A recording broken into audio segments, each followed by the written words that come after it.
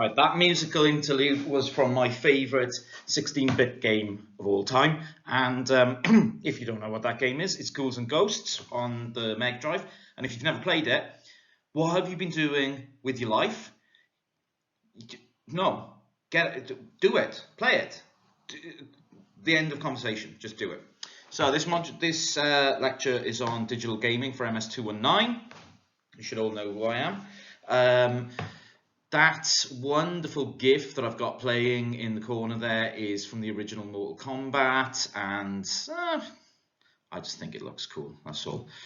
Let me take you through exactly what we're going to be looking at in these 3 videos that I'm going to make for this lecture, and which Reese will be helping you through in the seminar sessions on Zoom. I'm going to look at sort of notions of games and play, and how that intersects with the digital, the concept of video game worlds and why they're important when we consider digital gaming, some of the history of digital games as well, which would be very sort of quick and flighty, sort of breeze through the history of digital games.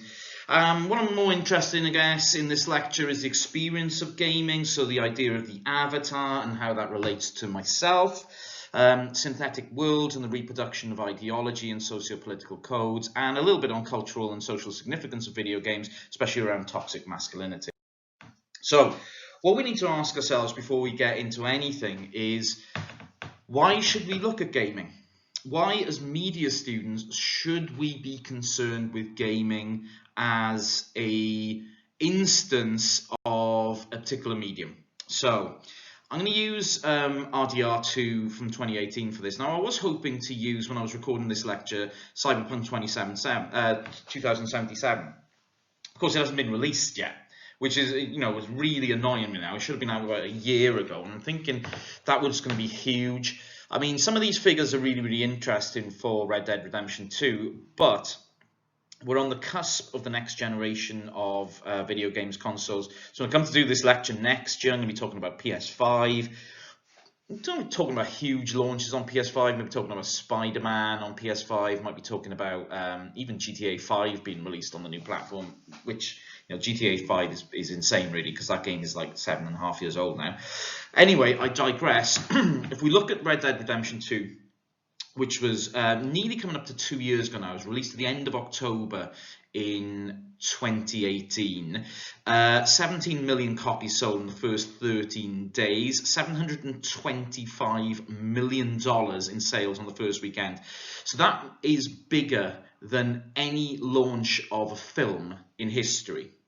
Even your sort of humongous Avengers nonsense that comes out every couple of years with these films that I don't even understand, and it's like, what is going on? Why is that one doing that? Who is that guy? What is that thing? What are you doing? Why am I even caring about this? This sucks. RDR2 was bigger than any of that. So the second biggest launch of any entertainment product in history. Outsold the original Red Dead Redemption that came out in 2010 in less than 2 weeks, and that sold 15 million copies. Only GTA 5 has ever had a bigger launch. GTA 5 had 1 billion in 3 days and has sold 100 million copies since. 100 million copies is frightening. Who is buying GTA 5 these days? I mean, that game is ancient, Trevor, we know you're a psycho. So the market for digital gaming is just colossal. Okay, that's really the point I want to make here, is just the market for digital games and digital gaming is huge. It's not a minor sort of peripheral media pastime. It's vast, it's huge. The amount of money spent, the amount of time spent on digital games, the number of gamers out there is just a huge, huge market.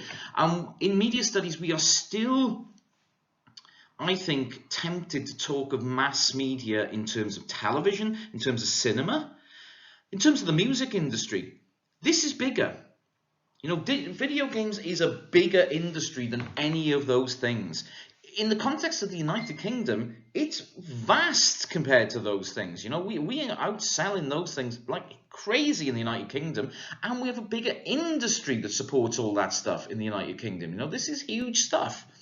So what is digital gaming? Let's just start with the definition here after I've gone through the economics of argument and why this is important.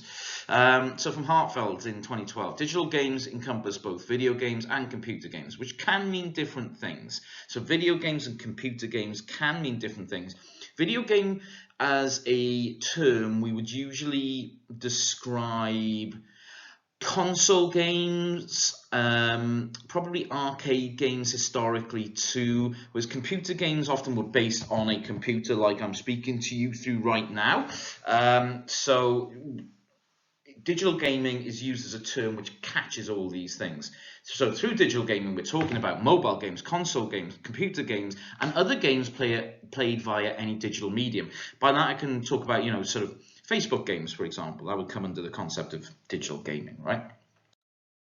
So conventionally speaking, historically, when we think about games and play has always been conceptualized as separate from ordinary life. So Huizinga, 1990, Huizinga have got their play is famously contained with what he terms the magic circle.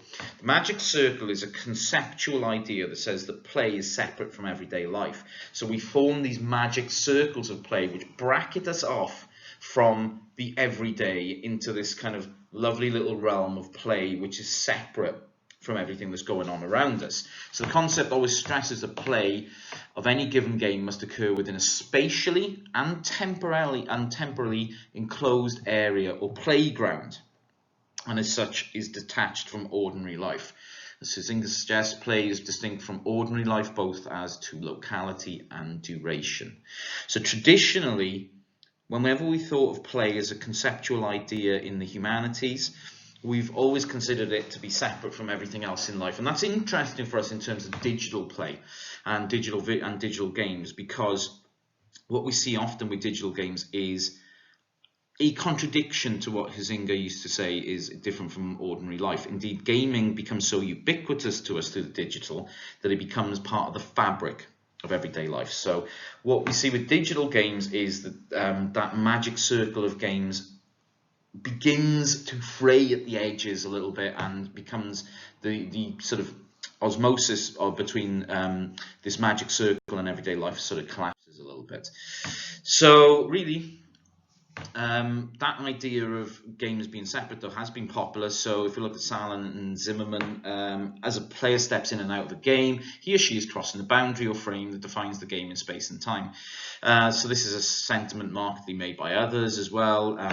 Calois, for example, similarly proposes play is essentially a separate occupation, carefully isolated from the rest of life, and generally is engaged with in precise limits of time and place. Now, this idea of the bracketing off of the everyday and the ordinary in gaming is quite important for us to understand. Because what I want to argue is that for some games, in particular for console-based games, this still largely occurs. That we enter into particular gaming worlds which are different to us and are rich enough for us to experience life in a different way, away from our ordinary everyday understanding of what life is. But also we live in an era where games have become part of the everyday fabric of our lives as well. And so we see in some platforms gaming creating this magic circle, and in other platforms gaming collapsing the magic circle. So video games can be seen as a direct challenge to some of this thinking on the spatiality of play. So games themselves are often played outside of defined spaces. For example, mobile games can be played anywhere. We don't need a defined space for a mobile game. For example, some of the work that Mike Saker and I've done on Pokemon Go. So augmented reality gaming uses physical spaces as a setting for digital play, which remediates our experience of everyday play, spatiality, and mobility. And games are also, what I critically want to understand in this lecture really, is that games are responsible for making and remaking spaces within gaming worlds. Games are now so complex and so good at building different worlds that we have, if you like, on the one hand, with mobile gaming, we have a challenge to the magic circle, and on the other hand, we have this huge sort of building of these magic circles, not into little magic circles where we're bracketed off from the world, but where we have entire worlds that we can go into and we can play in, and we can be different people. You know, I am John Marsden. So, in terms of remaking the real world, I mean, this is some stuff I did years ago on Pokemon Go, when I was photographing my walk to work when I worked in the University of Brighton. And, you know, really, through playing Pokemon Go in that environment, I'm remaking the world itself, the physical world, into a play space. So, in terms of the magic circle, for example, something like Pokemon Go collapses that idea of a magic circle.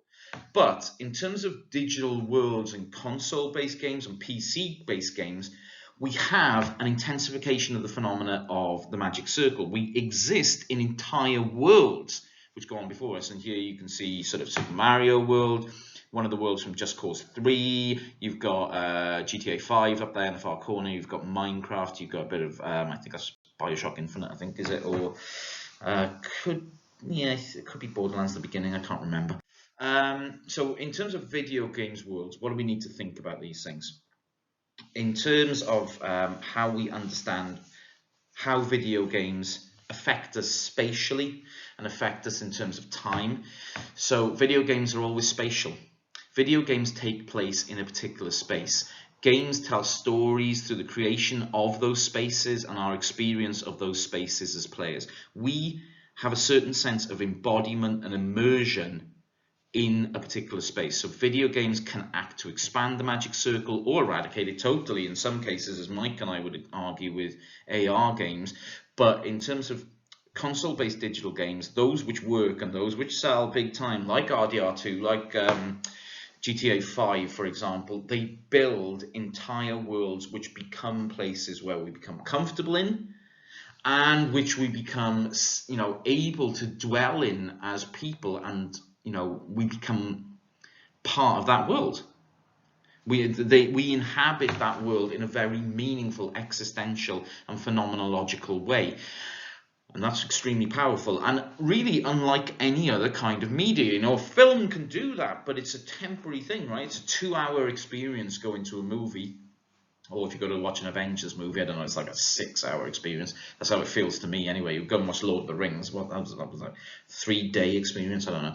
But games go for hours and hours. I mean, Red Dead Redemption 2 in 2018, I played it through. I played it through flat out. It took me 77 hours to play through. So let's say I was playing, I don't know, 5 hours a day, right?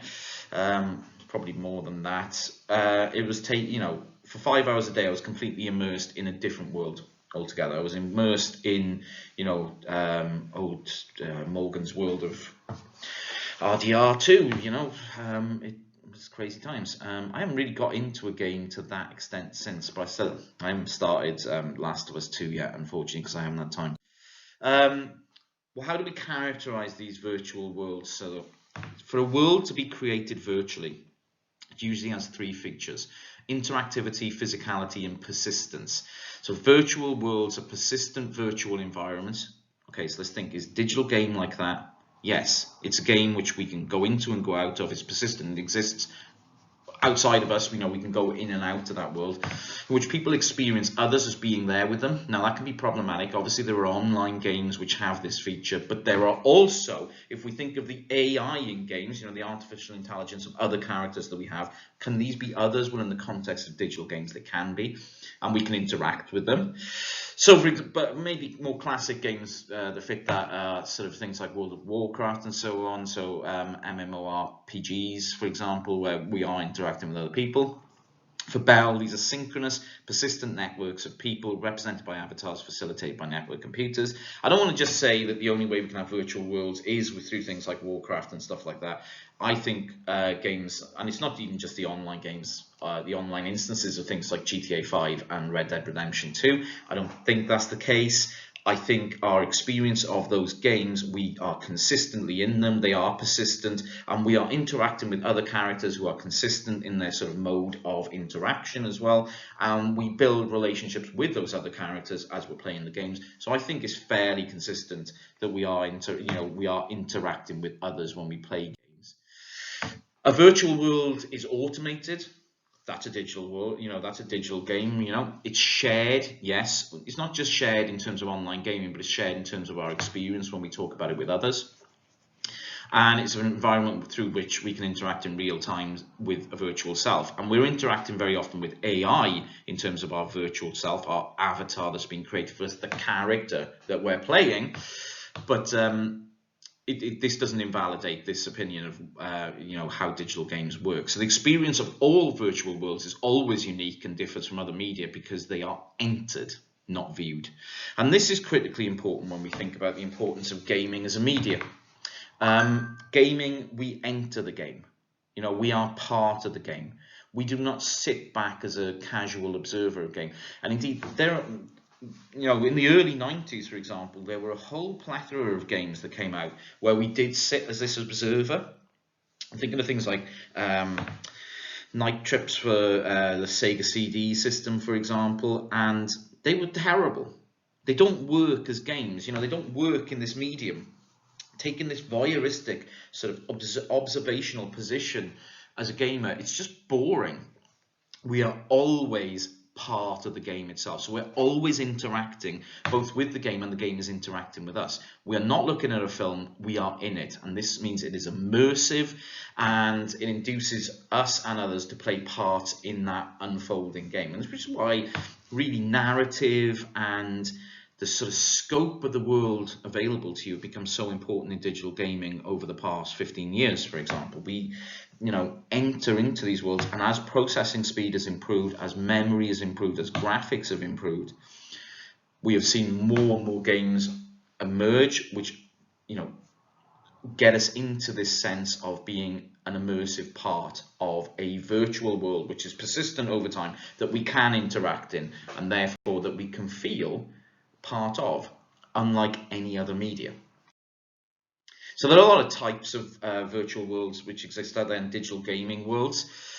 Now, for David Gunkel in 2018, the context for any new world comes from the discourse of colonization of the West and American expansionism into the continent of North America in the 1800s. Timothy Leary and John Perry Barlow in the 90s both used Columbus as a metaphor to describe cyberspace. For Benjamin Woolley, non-space is a real open one for exploration and ultimately settlement. And these are terms which we classically associate with forms of colonialism, just like Gunkel argues there. So computer games can be seen as an extension of European voyages of discovery, i.e. colonialization, Western utopias where history can be rewritten. And that's kind of one of the reasons why I choose RDR2 for this, because for this lecture. It's a classic example of how a game which sets out to build a virtual world for us to exist in, how they're typically laid out. You start as a character, you accrue as much money as possible, you accrue land, you subjugate others within this virtual world, so you become the best at something, or you become ultimately the owner of everything. Grand Theft Auto works on exactly the same principles, right? And the way that you complete the game, or at least bring the game to some form of ultimate completion, is by making everyone else your bitch. Now, this is classically the same kind of ideological pursuit that happened, as David Gunkel says, in the colonialization of the West and American expansionism in North America in the 1800s. You can link it to, colonialism by the British in the age of the Industrial Revolution and onwards, and any kind of colonial sort of view of the world where the aim of what you're trying to do is to take over and therefore subjugate other people to your needs is a colonial sort of ideology. Just about every game works like this. The aim of games is, you're this character and you do something in order to accrue as much of a particular thing as possible, and then you win. It's both colonialistic and heavily capitalistic in how these things are. And I'll get into these in video 3, but really what I want to foreground here is that, yes, digital games build worlds for us to exist in. So they massively expand this notion of the magic circle.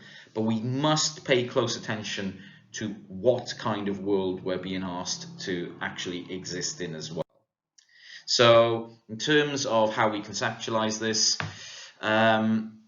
so Nicole Stenger, for example, argues that cyberspace and any kind of cyberspace is a war technology but opens a space for peace. So there's no reason why games should be this way. So then we have to ask ourselves, well, why are they this way? Who makes them? What kind of ideological functions are going on? What kind of politics underpin not just the games themselves, but who creates these games? Because for Galloway, all video games are utopian projects as they create worlds in which certain laws are stimulated and others are not. So the kind of game that we create is, if you like, a utopian fantasy on the part of the designer of the game. You know, they suspend some laws. You know, we can go around killing things left, right, and center as long as we run away from the police in like 2 seconds. We're going to be fine. And then other laws have to be respected for other reasons. You know, so I'm just thinking of GTA 5 as I'm coming out with that example. So within the design of video games, what we see are clear sort of politics and views on how a utopia would look like, you know, what it would be like, what it would be like to be a person in this utopian world. And those are things which we need to pay close attention to. So I'm going to draw this video to a close with that point, and I'll pick up on these things in the 3rd video of this lecture, but in the next video I'm going to talk more closely about the history of video games. Okay, thank you very much.